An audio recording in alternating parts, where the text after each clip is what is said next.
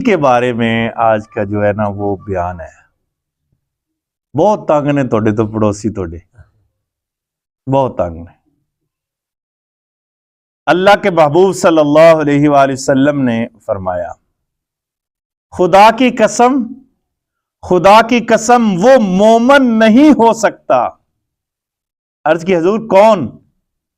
وہ شخص جس کا پڑوسی اس کی آفتوں سے محفوظ نہ ہو.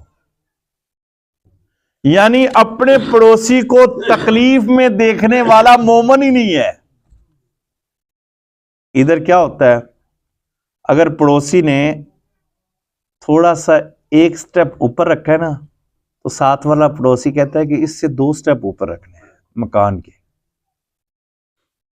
اگر پڑوسی مر رہا ہے تو مرنے دو.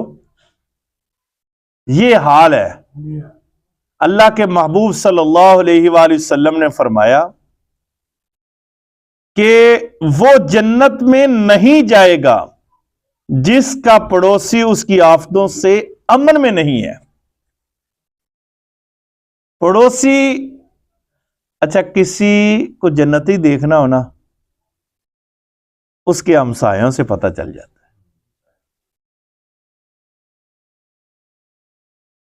اے اور سی کے درمیان پتہ چلتا ہے کہ بی ہے، اور آس پاس سے پتہ چلتا ہے کہ یہ کیا ہے. کبھی بھی آپ مومن نہیں ہو سکتے اگر آپ کا پڑوسی آپ سے تنگ ہے. سب سے زیادہ خیال اپنے پڑوسی کا کرو. اور پھر اما عائشہ صدیقہ رضی اللہ تعالیٰ عنہا فرماتی ہیں کہ نبی کریم صلی اللہ علیہ وآلہ وسلم نے فرمایا جبریل علیہ السلام میرے پاس تشریف لائے اور پڑوسیوں کے متعلق مجھے وصیت کی، اور مجھے گمان ہوا کہ پڑوسیوں کو وارث نہ بنانا پڑ جائے. یعنی جو بندہ فوت ہوتا ہے تو وراثت میں تقسیم، اولاد کو جائیداد تقسیم ہوتی ہے، پڑوسیوں کے اتنے حق ہیں. مجھے گمان ہوا، سرکار فرماتے ہیں کہ یہ حق ان کا بھی نہ بن جائے. اتنے حقوق بیان کیے. اور پھر اللہ کے محبوب صلی اللہ علیہ وآلہ وسلم نے فرمایا اللہ تعالیٰ کے نزدیک ساتھیوں میں بہتر وہ ہے جو اپنے ساتھی کے ساتھ خیر خواہ ہے، اور پڑوسیوں میں وہ بہتر ہے جو اپنی پڑوسیوں کا خیر خواہ ہے. ساتھیوں میں وہ جس کو احساس ہو.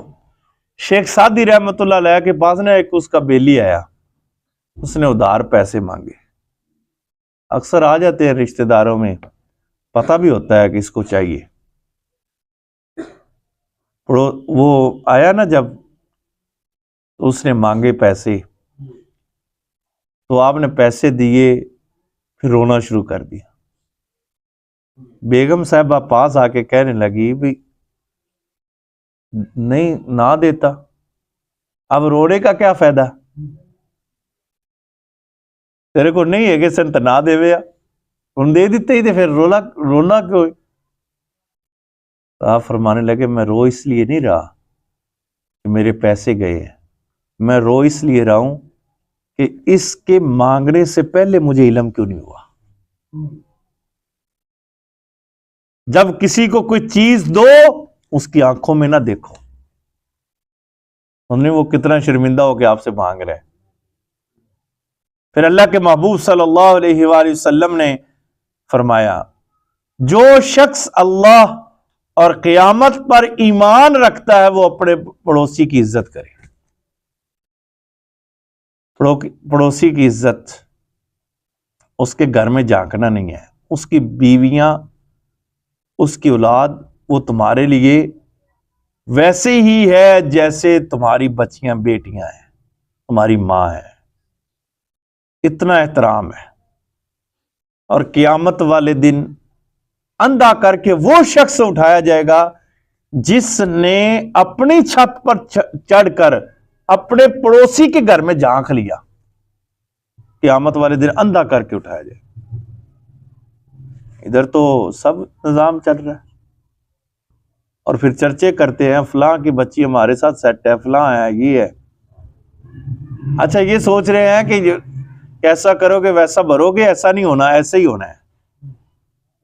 اگر ذکر کر رہے ہو تو کل تمہارا بھی ذکر ہوگا، تمہاری اولاد بھی ہوگی.